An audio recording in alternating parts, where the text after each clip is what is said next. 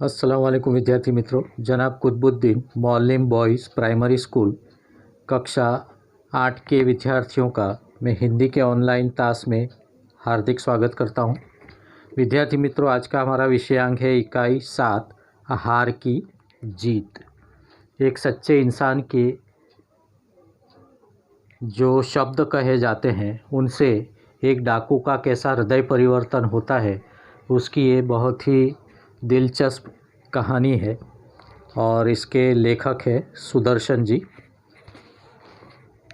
विद्यार्थी मित्रों, इस कहानी को देखने से पहले हम उसके शब्दों के अर्थ देख लें।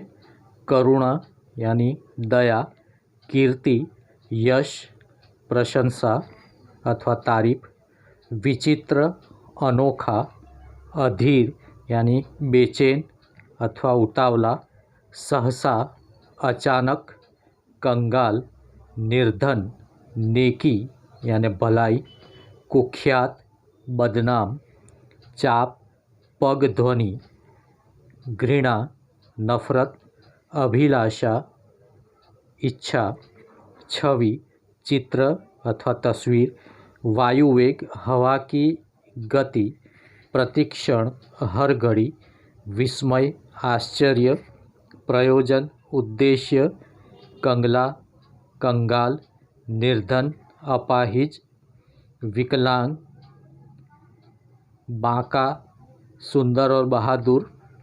असबाब का मतलब होता है वस्तु अथवा सामान। अस्तबल यानी तबेला अथवा घुड़साल, जहाँ पर घोड़े को बांधा जाता है। खरहरा वह कंघी या बुरुश जिससे घोड़े के रोएं साफ किए जाते हैं। बाग यानी घोड़े की लगाम। आगे देखें विद्यार्थी मित्रों, कुछ मुहावरे हैं। लट्टू होना, जिसका अर्थ है मोहित होना। फूला न समाना, इसका अर्थ है अति प्रसन्न होना। आँख नीची होना, लज्जित होना। फूट फूट कर रोना, बहुत रोना। सांप लौटना, ईर्ष्या होना।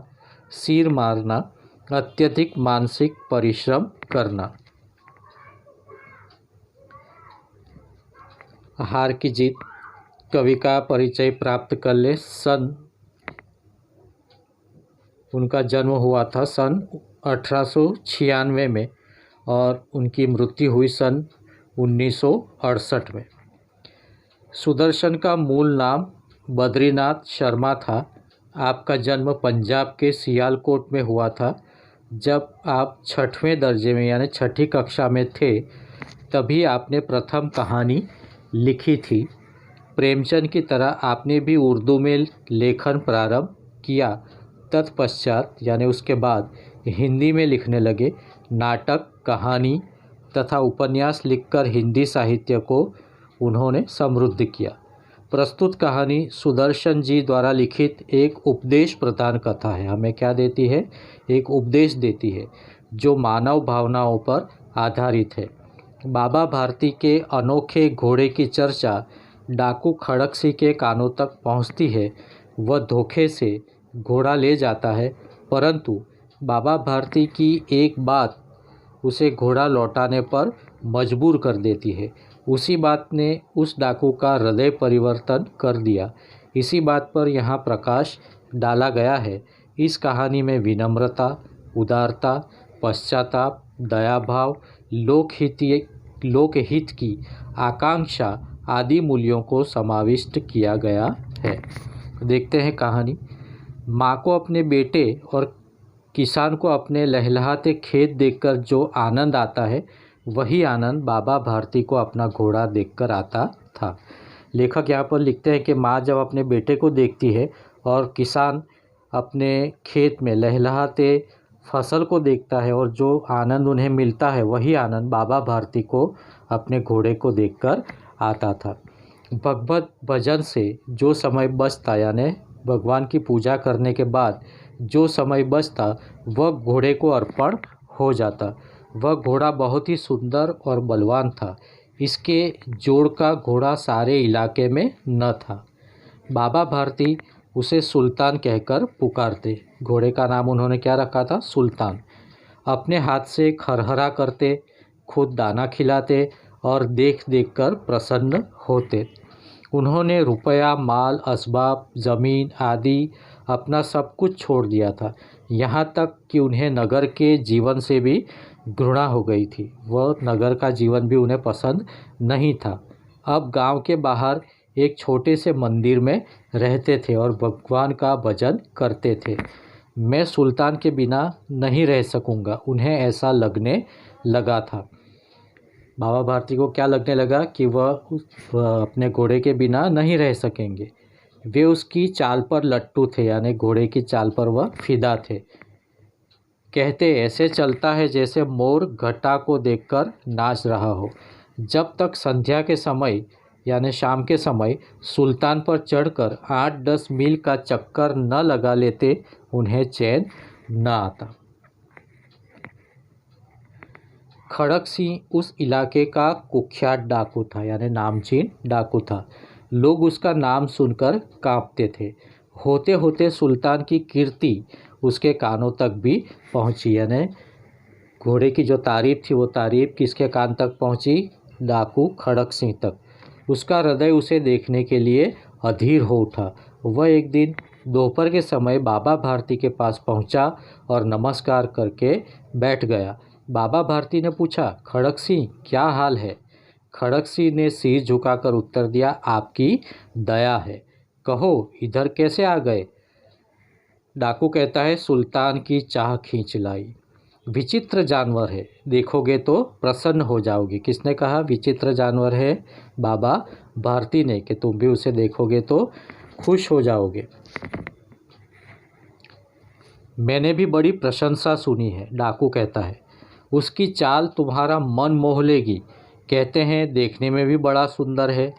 क्या कहना, जो उसे एक बार देख लेता है उसके हृदय पर उसकी छवि अंकित हो जाती है, यानी उसके घोड़े को देखते ही उसका चित्र हृदय में छप जाता है।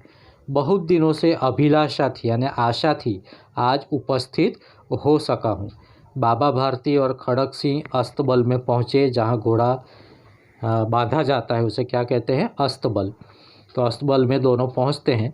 बाबा ने घोड़ा दिखाया घमंड से, खड़क सिंह ने घोड़ा देखा आश्चर्य से। उसने सहस्त्रों घोड़े देखे थे, परंतु ऐसा बांका घोड़ा उसकी आंखों से कभी न गुजरा था। सोचने लगा, भाग्य की बात है, ऐसा घोड़ा खड़क सिंह के पास होना चाहिए था, क्योंकि वह डाकू था। इसलिए वह क्या सोचता है कि ऐसा घोड़ा तो मेरे पास होना चाहिए। इस साधु को ऐसी चीज़ों से क्या लाभ? कुछ देर तक आश्चर्य से खड़ा रहा। इसके पश्चात यानी उसके बाद उसके हृदय में हलचल होने लगी।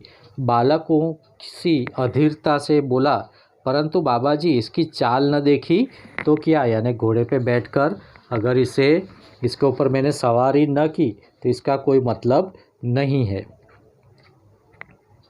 बाबा जी भी मनुष्य ही थे। अपनी वस्तु की प्रशंसा दूसरों के मुख से सुनने के लिए उनका हृदय अधीर हो गया। आदमी की ये फितरत होती है कि जब कोई उसकी वस्तु की तारीफ करता है तो वह बहुत ही खुश हो जाता है। घोड़े को खोलकर बाहर ले गए। घोड़ा वायु वेग में उड़ने लगा। यानी बाबा भारती ने अपने घोड़े की तारीफ सुनी तो उसने घोड़े को खोल दिया और बाहर ले गए। घोड़े की चाल देखकर उसके हृदय पर सांप लौट गया। यानी डाकू जब उस घोड़े पर बैठा तो उसकी चाल देखकर उसके जो नीयत थी वो नीयत बदल गई। वह डाकू था और जो वस्तु उसे पसंद आ जाए उस पर वह अपना अधिकार समझने लगता था। उसके पास बाहुबल था और आदमी थे। जाते जाते उसने कहा, बाबा जी मैं यह घोड़ा आपके पास न रहने दूंगा। उसने क्या कहा कि ये जो घोड़ा है मैंने उसे देख लिया है, अब यह घोड़ा आपके पास नहीं रहेगा। बाबा भारती डर गए। अब उन्हें रात को नींद न आती। सारी रात अस्तबल की रखवाली में कटने लगी। क्यों कटने लगी? उन्हें डर था कि कहीं यह डाकू उसके घोड़े को रात के अंधेरे में ले न जाए। प्रति क्षण यानी हर सेकंड खड़क सिंह का डर लगा रहता था, परंतु कई महीने बीत गए और वह न आया। यहाँ तक कि बाबा भारती कुछ असावधान हो गए। बहुत समय बीत गया, इसके लिए बाबा भारती भी निश्चिंत हो गए कि अब खड़क सिंह इधर नहीं आएगा। संध्या का समय था, यानी शाम का वक्त था। बाबा भारती सुल्तान की पीठ पर सवार होकर घूमने जा रहे थे। इस समय उनकी आंखों में चमक थी, मुख पर प्रसन्नता। कभी घोड़े के शरीर को देखते, कभी उसके रंग को, और वह मन में फूले न समाते थे। सहसा यानी अचानक एक ओर से आवाज़ आई, ओ बाबा, इस कंगले की सुनते जाना, यानी इस गरीब की सुनते जाना, इस कंगाल की सुनते जाना। आवाज़ में करुणा थी। बाबा ने घोड़े को रोक दिया। देखा एक अपाहिज वृक्ष की छाया में पड़ा कराह रहा है। बोले, क्यों, तुम्हें क्या कष्ट है, तुम्हें क्या तकलीफ है? अपाहिज ने हाथ जोड़कर कहा, बाबा, मैं दुखियारा हूँ, मुझ पर दया करो। रामावाला यहाँ से 3 मील है, मुझे वहीं जाना है। घोड़े पर चढ़ा लो, परमात्मा भला करेगा। वहाँ तुम्हारा कौन है? बाबा भारती ने पूछा उस कंगले से। दुर्गादत्त वैद्य का नाम सुना होगा, उनका सौतेला भाई हूँ। उस कंगले ने क्या कहा कि दुर्गादत्त वैद्य का मैं सौतेला भाई हूँ। बाबा भारती ने घोड़े से उतरकर अपाहिज को घोड़े पर बैठा लिया और स्वयं यानी खुद उसकी लगाम पकड़कर धीरे धीरे चलने लगे। सहसा यानी अचानक उन्हें एक झटका सा लगा और लगाम हाथ से छूट गई। उनके आश्चर्य का ठिकाना न रहा जब उन्होंने देखा कि अपाहिज घोड़े की पीठ पर तनकर बैठा है और घोड़े को दौड़ाए लिए जा रहा है। उनके मुख से भय, विस्मय और निराशा से मिली हुई चीख निकल गई। वह अपाहिज डाकू कौन था? खड़क सिंह था।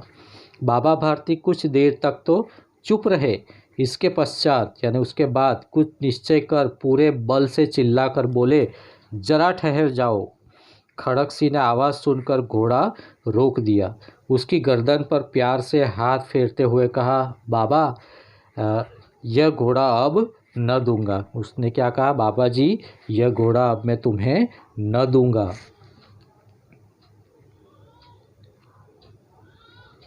मगर एक बात सुनते जाओ। खड़क सिंह ठहर गया।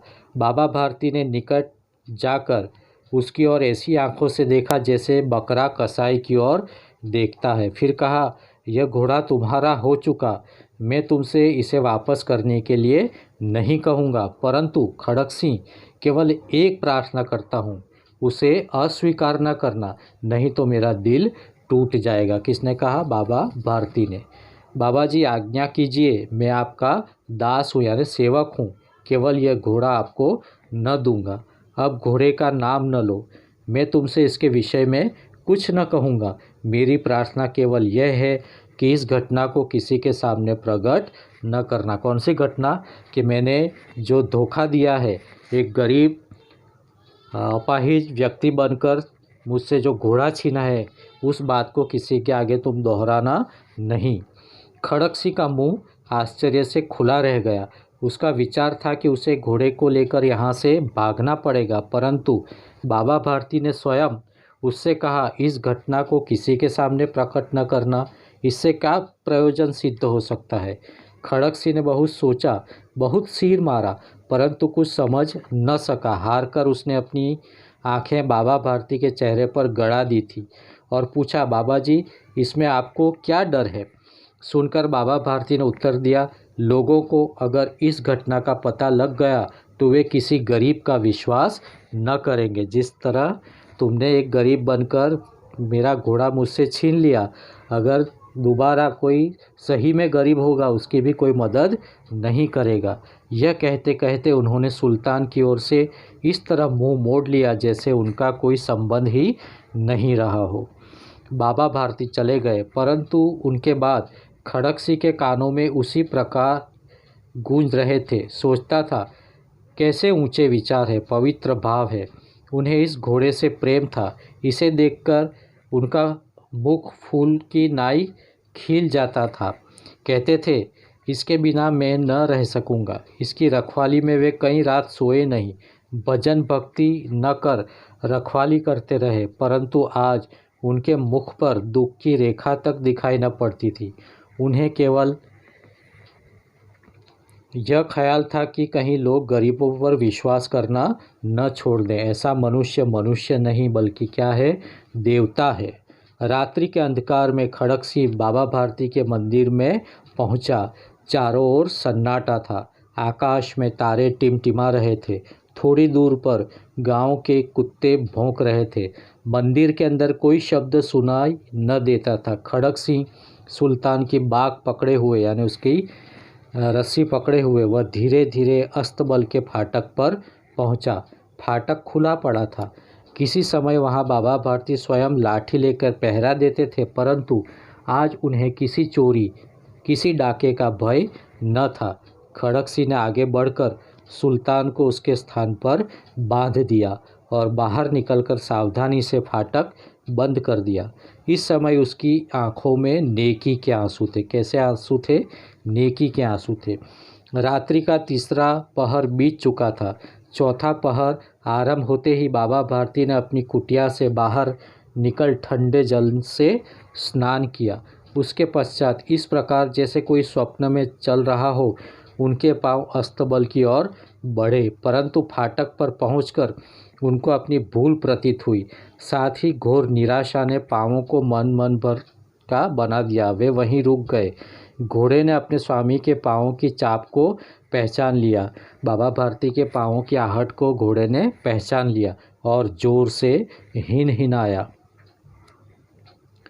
अब बाबा भारती आश्चर्य और प्रसन्नता से दौड़ते हुए अंदर घुसे और अपने प्यारे घोड़े के गले से लिपटकर इस प्रकार रोने लगे मानो कोई पिता बहुत दिन के बिछड़े हुए पुत्र से मिल रहा हो।